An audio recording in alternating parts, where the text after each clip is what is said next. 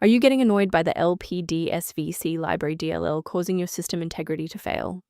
I'm Sophie Chen, a Windows system specialist. Let's resync your file architecture right now.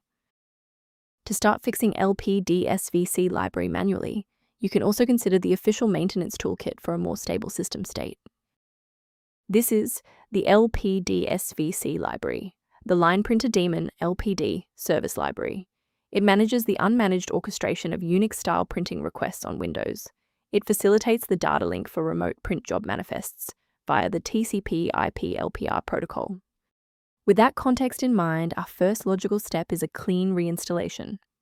Because Lpdsvc Library DLL is a core Windows resource, we should utilize the built-in recovery tools.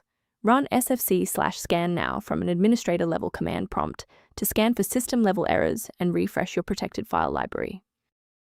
If no luck was had with the redistributable package, we will escalate the fix by performing a targeted reset of the system state. If your system has been running for an extended period, a reboot might be necessary to resync your background processes and clear any temporary locks on the Lpdsvc library file. To avoid losing your place during the restart, bookmark this page now, or hit the like button to save this video to your library for easy access later. Next, we'll move beyond the basics. If your screen hasn't changed after the restart, follow me to step 3. If you need to pause the video while your folders load, don't hesitate. Because the reboot didn't resolve the integrity issue, we need to force Windows to rebuild its master file copies. First, open command prompt as admin. Second, you're going to type dism/online /cleanup image /restore health, then hit enter. Why are we doing this? Well, bypasses local file errors by pulling a certified master copy of the system image to replace files that SFC is unable to repair. Before you proceed, let's touch on the essential safety standards for handling shared library files.